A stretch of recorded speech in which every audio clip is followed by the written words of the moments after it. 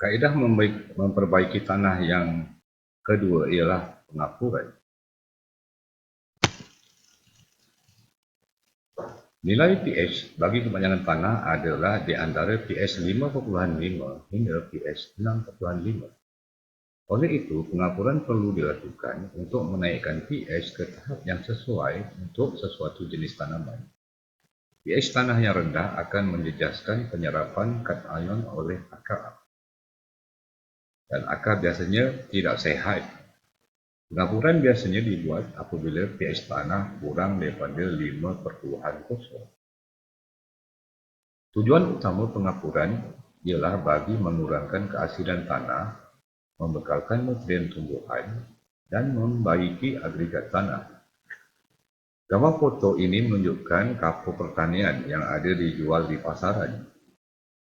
Kandungan bahan aktif dia ataupun kandungan nutrien dia yang utama ialah kalsium karbonat yang meliputi 85% dan berat bersih bagi setiap beg yang dijual kebiasaannya ialah seberat 50 kg.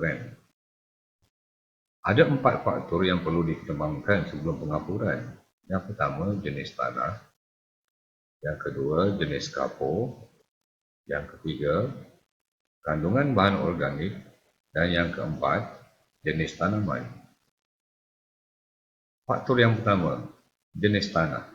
Bagi tanah asid sulfat, tanah beris dan tanah gambut boleh dirawat dengan bahan kapur.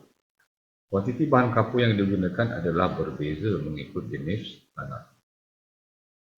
Jenis kapur. Terdapat 4 jenis kapur yang biasa digunakan untuk aktiviti pengapuran. Yang pertama adalah jenis kapur kalsit, di mana nama kimianya adalah kalsium karbonat. Ia mudah didapati dan membekalkan kalsium sahaja. Jenis kapur yang kedua adalah kapur dolomit. Nama kimia dia kalsium karbonat atau kalsium magnesium ataupun karbonat. Mudah didapati, membekalkan kalsium dan magnesium. Kapur toho, kalsium oksida. Ciri dia mengandungi kalsium yang tinggi. Dan jenis kapur yang keempat adalah kapur mati. Nama kimia dia kalsium hidroksida. Ciri dia berwarna putih likat seperti krim yang dihasilkan dari cengkerang, siput laut yang telah dibakar dan hasil daripada debu cengkerang.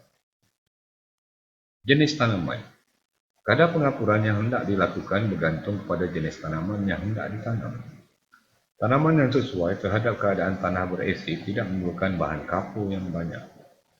Contohnya, jika kita hendak menanam tanaman nendah di kawasan tanah gambut, kita tidak memerlukan bahan kapur yang banyak pada sebelum permulaan menanam. Kandungan bahan organik. Pengapuran membantu mengurangkan keasidan tanah, seterusnya menyediakan keadaan tanah yang sesuai untuk aktiviti organisma mikro dan makro. Kehadiran organisma ini sangat diperlukan kerana ia akan dapat menguraikan sisa tanaman atau sisa haiwan yang menjadi bahan dan supaya dia boleh menjadi bahan organik dengan lebih cepat. Kadar pengapuran. Kadar pengapuran yang diamalkan di Malaysia adalah mengikut ground magnesium limestone GML. Ialah kadar pengiraan keperluan kuantiti kapur pertanian untuk sektor. Jadual ini dikeluarkan oleh Mardi. Jenis tanah. Tanah jenis gambut. Kadar GML sehektar adalah 20 hingga 25 tan untuk kali pertama. Tanah jenis mineral. Kadar GML sehektar adalah 3 hingga 6 tan. Jika kurang pH 5 atau untuk kali yang kedua. Jadi kalau kamu lihat, untuk tanah yang berasid, dia memerlukan kuantiti atau kadar GML sehektar yang lebih banyak berbanding tanah biasa. Dan kerja-kerja pengapuran dilakukan sekurang-kurangnya 2 minggu sebelum menanam, iaitu semasa pembajakan. Kita boleh sekalikan kerja-kerja pemugaran tanah dengan pengapuran.